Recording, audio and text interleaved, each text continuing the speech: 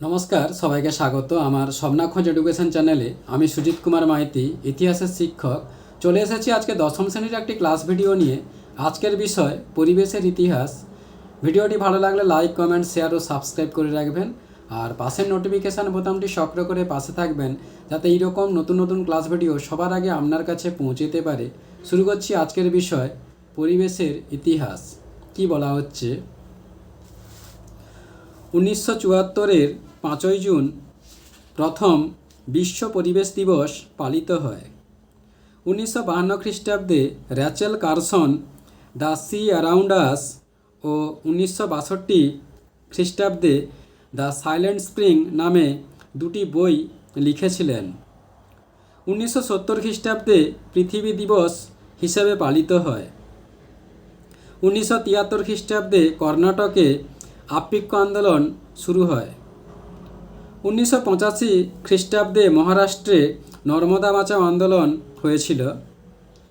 1974 খ্রিস্টাব্দে উত্তরাখণ্ডের চিপকো আন্দোলন শুরু হয়েছিল।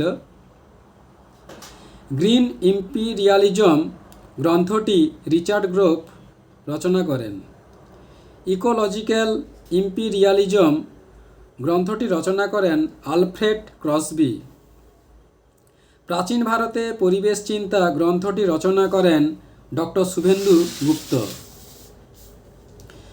এবার পরিবেশের ইতিহাস সম্পর্কে একটু ডিসকাস করা যাক।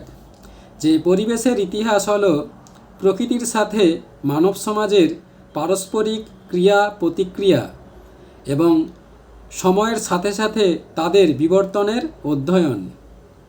এটি মূলত মানুষের কার্যকলাপ পরিবেশকে কিভাবে প্রভাবিত করেছে এবং পরিবেশের পরিবর্তন কিভাবে মানব সমাজকে প্রভাবিত করেছে তা বিশ্লেষণ করে। এই ইতিহাস অরণ্য, জলবায়ু, কৃষিকাজ এবং শিল্পের সাথে প্রকৃতির সম্পর্কের গল্প বলে। এবার পরিবেশের ইতিহাসের মূল বিষয়বস্তু ও বৈশিষ্ট্য সমূহ। প্রথম, মানুষ ও প্রকৃতির মিথস্ক্রিয়া।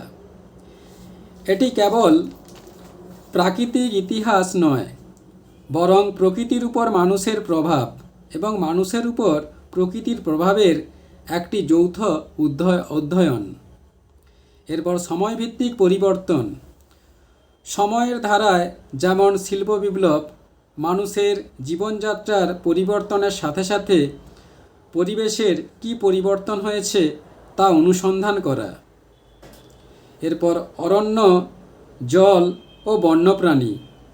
অরণ্য ধ্বংস, অরণ্য সংরক্ষণ, বন্যপ্রাণীর ইতিহাস এবং জলবায়ু পরিবর্তনের প্রভাব এই বিষয়ের গুরুত্বপূর্ণ অংশ। এরপর পরিবেশগত আন্দোলন ও চিন্তা।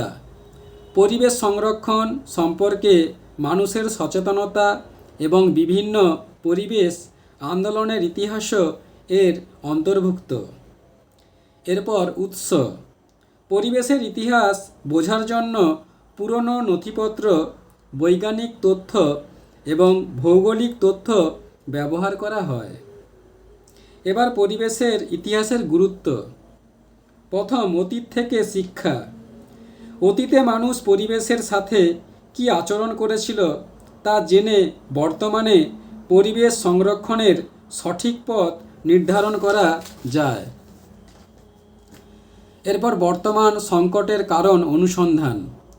বর্তমানের জলবায়ু পরিবর্তন বা দূষণের মূল কারণগুলো বুঝতে এই ইতিহাস সাহায্য করে। শেষে মূল্যায়ন।